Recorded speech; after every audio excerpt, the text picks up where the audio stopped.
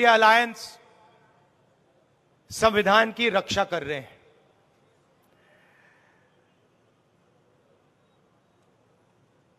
जो भी हमें आजादी के बाद मिला, चाहे शिक्षा, स्वास्थ्य, डेवलपमेंट, पानी, जो भी हिंदुस्तान की गरीब जनता को मिला है, उसका कारण, उसकी नींव संविधान है, कॉन्स्टिट्यूशन है। और आज पहली बार बीजेपी के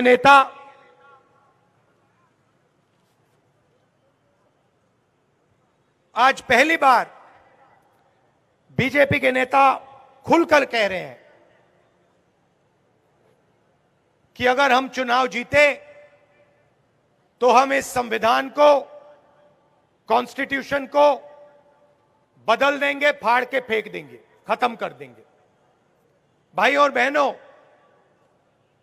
ये जो कॉन्स्टिट्यूशन है, ये जो संविधान है, यही गरीबों की रक्षा करता है, यही कमजोरों की रक्षा करता है, यही किसानों की रक्षा करता है। नरेंद्र मोदी जी चाहते हैं कि 22-25 लोग हिंदुस्तान के पूरे धन को, पूरी सत्ता को, पूरे नेचुरल रिसोर्सेज को कंट्रोल करें। आपने देखा पिछले 10 सालों में यहां क्या हुआ है, गुजरात में क्या हुआ और पूरे हिंदुस्तान में क्या हुआ। आज हालत यह है, मैं आपको बताता हूं, 2 उदाहरण आपको देता हूं। आज हालत यह है कि 22 ऐसे लोग हैं जिनके पास उतना ही धन है जितना 70 करोड़ हिंदुस्तानियों के पास है। 22 लोग ऐसे हैं जिनका अगर आप धन जोड़ दें तो 70 करोड़ हिंदुस्तानियों जितना धन है उनके पास। नाम आप जानते हो, गुजरात में ही ये शुरू हुआ था।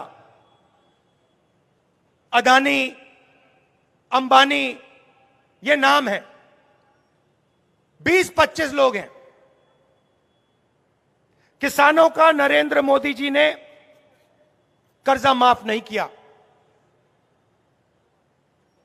मगर इन 22-25 लोगों का नरेंद्र मोदी जी ने 16 लाख करोड़ रुपया कर्जा माफ किया है।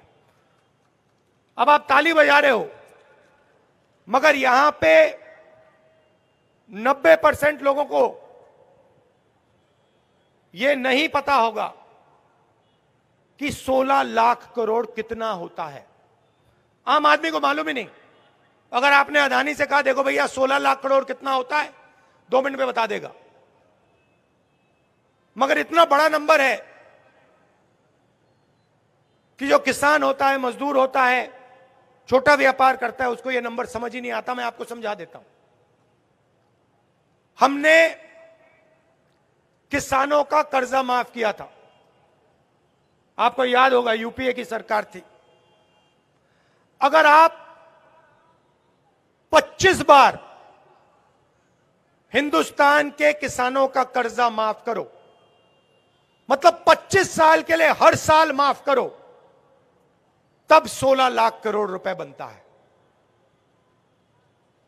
और 22 लोगों का, भाई और बहनों, 22 लोगों का इन्होंने 16 लाख करोड़ रुपया, 24 साल का मनरेगा का पैसा, 25 साल का किसान कर्जा, 22 लोगों को। हिंदुस्तान में 1% लोग 40% धन कंट्रोल करते हैं। यह सच्चाई है देश की। और फिर नरेंद्र मोदी जी, बीजेपी के लोग कहते हैं हम आरक्षण को खत्म कर देंगे। जहां भी कमजोर लोगों को थोड़ा सा फायदा मिलता है, किसानों को थोड़ा सा फायदा मिलता है, मजदूरों को, छोटे व्यापारियों को थोड़ा सा फायदा मिलता है, वहां ये लोग, उनका ध्यान चला जाता है, उसको बंद करने की कोशिश करते हैं।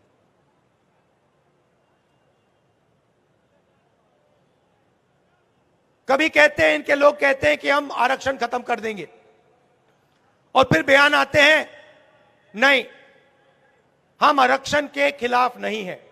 इनके ही बयान आते हैं। ठीक है, आरक्षण का मतलब क्या है? सबसे पहले कि देश में गरीबों की, दलितों की, आदिवासियों की, पिछड़ों की भागीदारी होगी। यह है मतलब कि देश में जो सत्ता है, जो धन है, उसे न्याय के साथ, बिना अन्याय बांटा जाएगा। रिजर्वेशन का यह मतलब है। रिजर्वेशन को खत्म करने का तरीका प्राइवेटाइजेशन, रिजर्वेशन को खत्म करने का तरीका अग्निवीर। ये हमारे मीडिया के मित्र हैं। हिंदुस्तान में सबसे बड़े मुद्दे कौन से हैं? बेरोजगारी, महंगाई, भागीदारी, यही है ना मुद्दे। किसानों की स्थिति, आप मुझे बताओ, मीडिया में आपने बेरोजगारी की बात कब सुनी? कभी टीवी पर आपने देखा? नहीं। महंगाई की बात आपने कभी टीवी पे देखी कि भैया बहुत महंगाई हो रही है? कभी देखी? भागीदारी की बात कभी देखी, सुनी है आपने? मैं आपको बताता हूं क्यों नहीं। मैंने लिस्ट निकाली, मीडिया के मालिकों की लिस्ट निकाली, बड़े बड़े एंकर्स की लिस्ट निकाली। उसमें आपको एक पिछड़ा नहीं मिलेगा, एक दलित नहीं मिलेगा, एक आदिवासी नहीं मिलेगा, एक गरीब जनरल कास्ट का व्यक्ति नहीं मिलेगा। मूड ये बनाते हैं, ये क्या दिखाते हैं? सबसे पहले 24 घंटा नरेंद्र मोदी का चेहरा,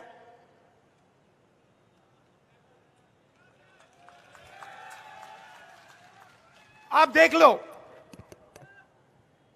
या नरेंद्र मोदी जी का चेहरा दिखेगा, या फिर इन अरबपतियों की शादियां दिखेंगी, या फिर बॉलीवुड स्टार्स दिखेंगे, मगर आपको किसान कभी नहीं दिख सकता। बेरोजगार युवा आपको टीवी पे, मीडिया पे कभी नहीं दिख सकता। मगर यह देश की सच्चाई है। छोटे व्यापारियों को खत्म कर दिया, स्मॉल मीडियम बिजनेस को खत्म कर दिया, नोटबंदी की, गलत जीएसटी लागू की। आज सच्चाई है कि इस देश में युवाओं को रोजगार नहीं मिल सकता। 45 साल से सबसे ज्यादा बेरोजगारी हिंदुस्तान में आज है, यह सच्चाई है। मगर यह मीडिया में आपको कभी नहीं दिख सकती।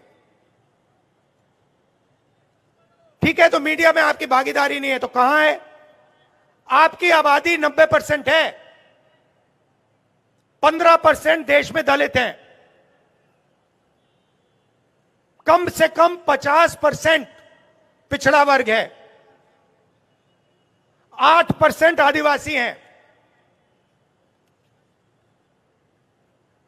5% गरीब जनरल कास्ट के लोग हैं। हिंदुस्तान की 200 सबसे बड़ी कंपनियों की लिस्ट निकालिए, उनकी सीनियर मैनेजमेंट की लिस्ट निकालिए। वही है अदानी, अंबानी, टाटा, बिरला, यही हैं। और मुझे दिखा दो इन कंपनियों में 200 नाम हैं, इनके मालिकों में मुझे एक पिछड़ा नाम दिखा दो, एक दलित नाम दिखा दो, एक आदिवासी दिखा दो, एक गरीब जनरल कास्ट का दिखा दो। नहीं मिल सकता, है ही नहीं। हिंदुस्तान का 90% पॉपुलेशन ना आपको मीडिया में मिलेगा, ना आपको कॉर्पोरेट इंडिया में मिलेगा। प्राइवेट यूनिवर्सिटी कॉलेजेस के मालिक निकालो, उधर आपको एक पिछड़ा नहीं मिलेगा, एक दलित नहीं मिलेगा, एक आदिवासी नहीं मिलेगा, एक गरीब जनरल कास्ट का नहीं मिलेगा। ठीक है, छोड़ो, आप कहोगे नहीं, हिंदुस्तान के पिछड़े लोग, दलित, आदिवासी, गरीब जनरल कास्ट के लोग कहेंगे नहीं भैया, हमें मीडिया में अपना आदमी नहीं चाहिए, हमें कॉर्पोरेट इंडिया में भी नहीं चाहिए, सरकार में तो चाहिए होगा आपको। सरकार कौन चलाता है? 90 लोग चलाते हैं, दिल्ली की सरकार। मोदी जी साइन करते हैं, 90 लोग आईएएस अफसर हिंदुस्तान की सरकार चलाते हैं। बजट का हर रुपया वो बांटते हैं। गुजरात में कितना पैसा आएगा, बुलेट ट्रेन में कितना जाएगा, अग्निवीर योजना होगी नहीं होगी, दलितों को, पिछड़ों को स्कॉलरशिप कितनी मिलेगी, सड़कें कितनी बनेंगी, कहां बनेंगी, कैसे बनेंगी, कितना पैसा इंफ्रास्ट्रक्चर में जाएगा, ये सारे के सारे निर्णय 90 आईएएस अफसर लेते हैं। मैंने इनके नाम निकाले, 90 में से 3 अफसर पिछड़े वर्ग के हैं और उनको पीछे बैठा रखा है, कोने में छोटा सा डिपार्टमेंट दे रखा है। फाइनेंस मिनिस्ट्री में आपको एक नहीं मिलेगा, बड़ी बड़ी मिनिस्ट्री में आपको एक नहीं मिलने वाला। पिछड़े 3 हैं, दलित 3 हैं, आदिवासी 1 है। और अगर आप हिंदुस्तान के बजट को देखें, अगर 100 रुपए खर्च होते बजट में, 6 रुपए 10 पैसे ओबीसी, दलित और आदिवासी अफसर तय करते हैं। आपकी भागीदारी 90%, सॉरी, आपकी आबादी 90%, आपकी भागीदारी 100 में से 6 रुपए 10 पैसे। तो मेरा सवाल है, हिंदुस्तान की जो 90% आबादी है, वो ना बिजनेस में है, ना मीडिया में है, ना प्राइवेट अस्पताल चलाते हैं, ना प्राइवेट कॉलेज यूनिवर्सिटी चलाते हैं, ना सरकार में है, तो कहां है? मैं बताता हूं आपको, किसान हैं, मजदूर हैं, बेरोजगार युवा हैं और छोटे छोटे बिजनेस चलाते हैं। अब जीएसटी कौन देता है? ये आपने शर्ट पहनी हुई है नीली, कितने की खरीदी आपने? हाँ, आपसे पूछ रहा हूं भैया, कितने की शर्ट खरीदी आपने? हाँ, आप कितने की? 1000 रुपए की आपने शर्ट खरीदी। अगर यही शर्ट अदानी खरीदता, अगर यही शर्ट अदानी खरीदता, वो 1000 रुपए की खरीदता? जितनी जीएसटी आपने दी उतनी जीएसटी वो दे रहा है। जितनी जीएसटी हिंदुस्तान का सबसे गरीब किसान शर्ट के लिए, पैंट के लिए, टूथपेस्ट के लिए देता है, उतनी ही जीएसटी अदानी देता है। किसान की आमदनी हजारों रुपए में और उसकी हजारों करोड़ों रुपए में, और जीएसटी एक जैसी। तो जीएसटी कौन देता है? 90% देते हैं, गरीब जनरल कास्ट के देते हैं, दलित देते हैं, आदिवासी देते हैं, पिछड़े लोग देते हैं, ये लोग देते हैं। और सवाल उठता है, जीएसटी जाता कहां है? सीधा उन्हीं 22 लोगों के जेब में जाता है। 16 लाख करोड़ रुपए जो माफ किया ना, आपने कभी अपने आप से पूछा कहां से आया? ये आसमान से नहीं टपका, ये आपकी जेब में से आया है। आप पेट्रोल भरते हो, आपके जेब से पैसा निकलता है। आप गाड़ी खरीदते हो, जीएसटी पैसा निकलता है। आप शर्ट खरीदते हो, जीएसटी से पैसा निकलता है। आप खाना खाते हो, जीएसटी से पैसा निकलता है। किसान 24 घंटा काम करता है, वो जीएसटी देता है। तो मेरा आपसे सवाल है, अगर हिंदुस्तान के 20-25 अरबपतियों का कर्जा माफ हो सकता है, तो किसान का क्यों नहीं हो रहा?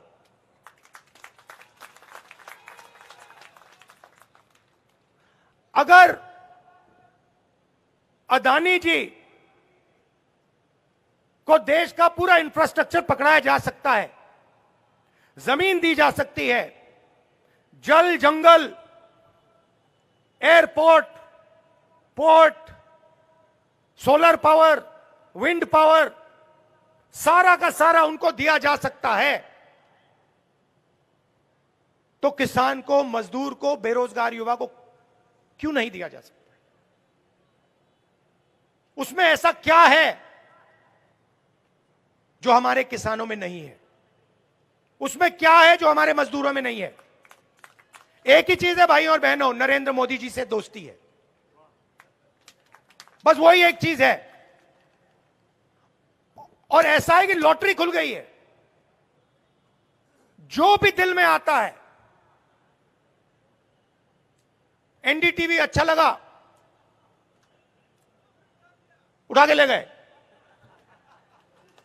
ये देखो रिपोर्टर हंस रहा है, इनकी गलती नहीं है। मैंने इनको इसलिए बोला, मीडिया के हमारे मित्र हैं, मगर इनको बांध के रखा हुआ है। ये जो दिल में है बोल नहीं सकते,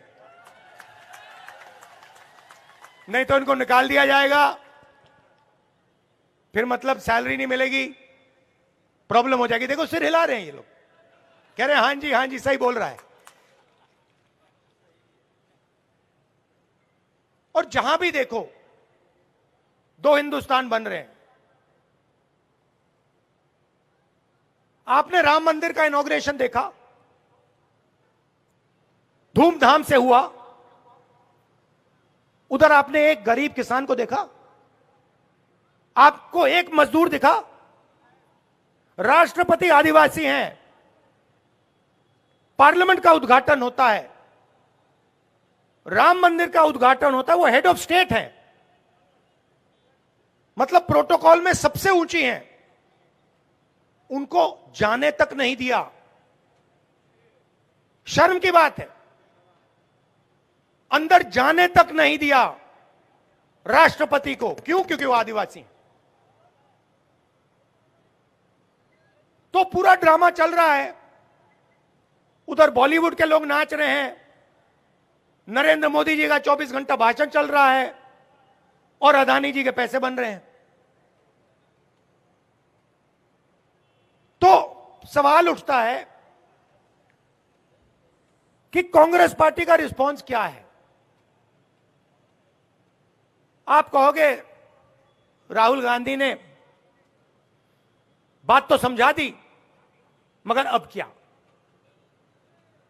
तो सबसे पहले यह पता लगाना है कि इस देश में किसकी कितनी आबादी है, पिछड़े वर्ग के कितने हैं, दलित वर्ग के कितने हैं, आदिवासी कितने हैं, गरीब जनरल कास्ट के कितने लोग हैं, और फिर इनकी कितनी भागीदारी है।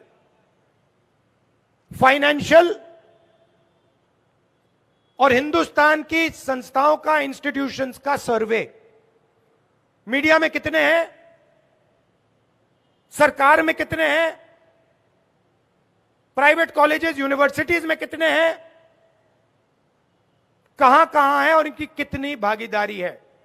मतलब जाति जनगणना और इकोनॉमिक सर्वे, यह पहला काम होगा। इसके बाद हिंदुस्तान की आबादी को पता लग जाएगा कि हम कितने हैं और हमारे हाथ कितना धन आ रहा है और कौन सी संस्थाओं में हमारे लोग हैं।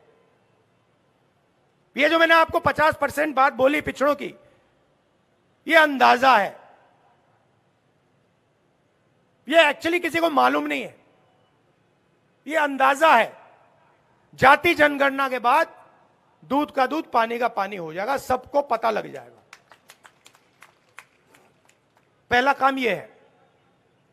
दूसरा काम, अगर नरेंद्र मोदी जी 16 लाख करोड़ रुपए माफ कर सकते हैं, सबसे अमीर लोगों को पैसा दे सकते हैं, धन दे सकते हैं, तो हम भी कर सकते हैं।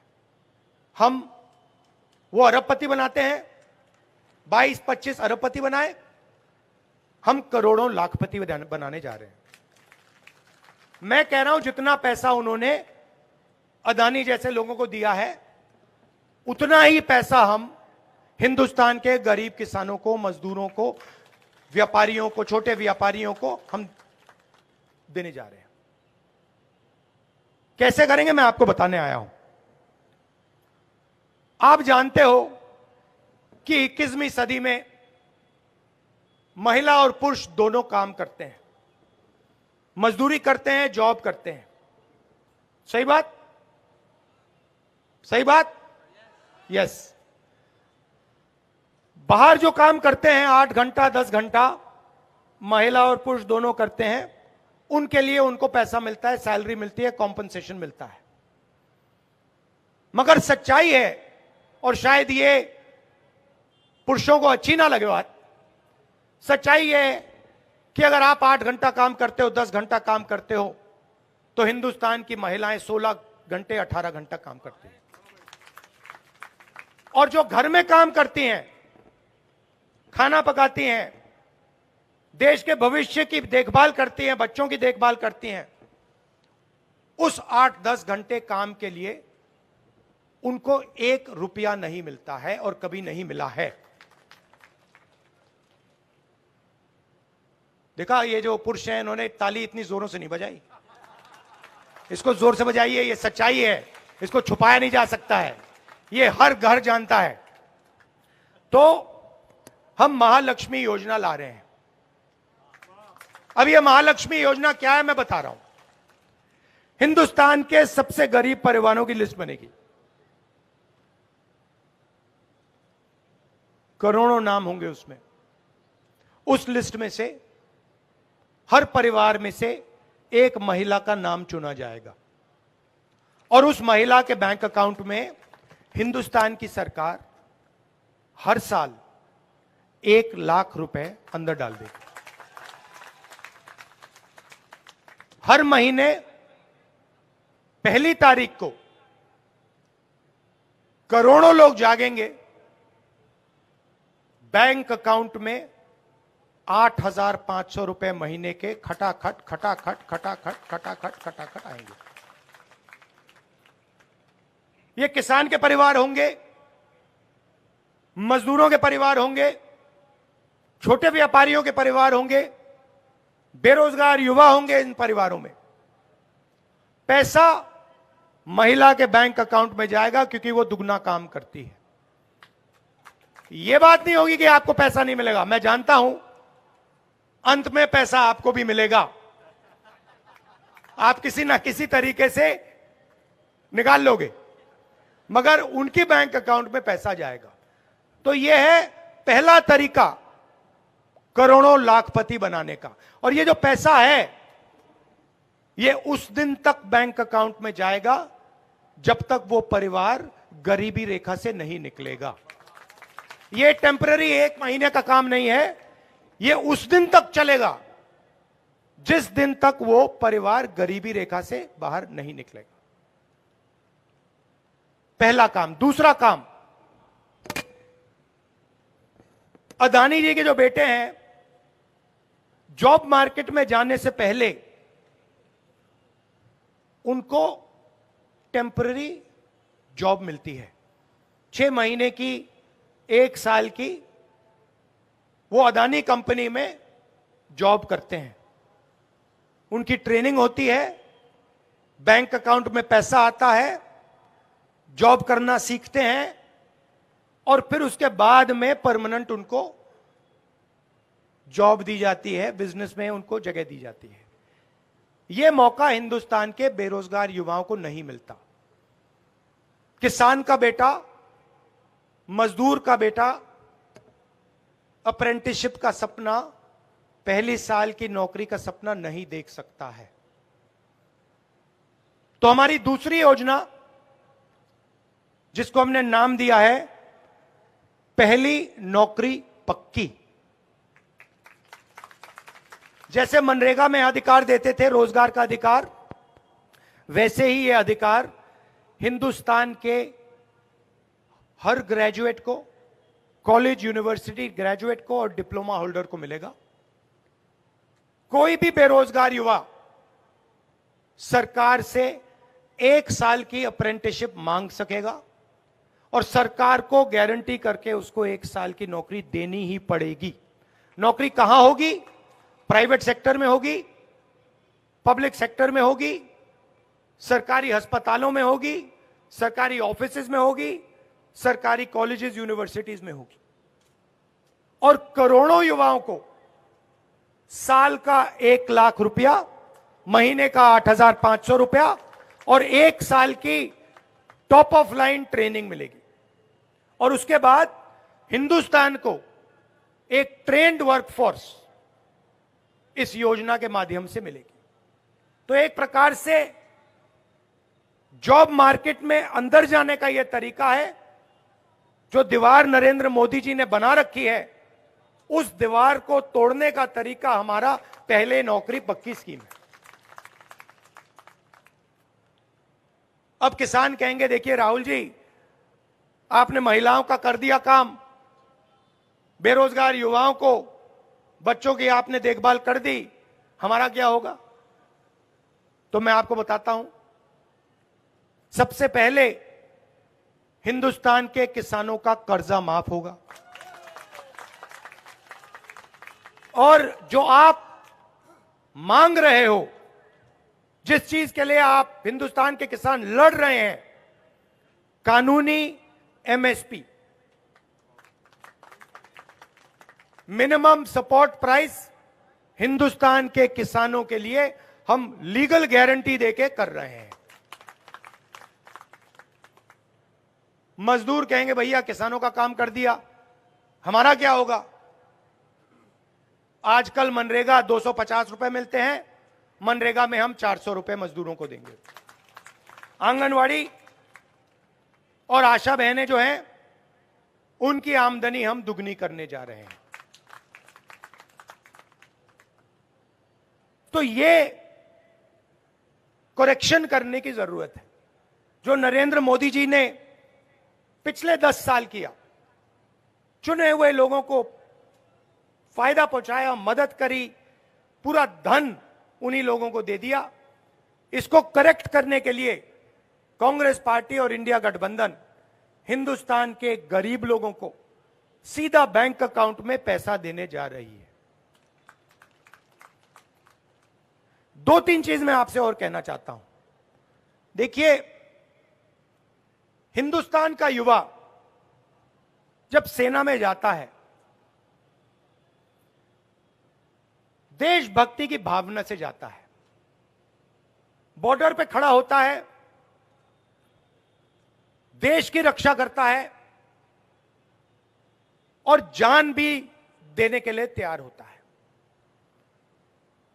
मुझे लगता है और कांग्रेस पार्टी के नेताओं को लगता है कि अग्निवीर योजना हमारे जवानों पर अपमान है।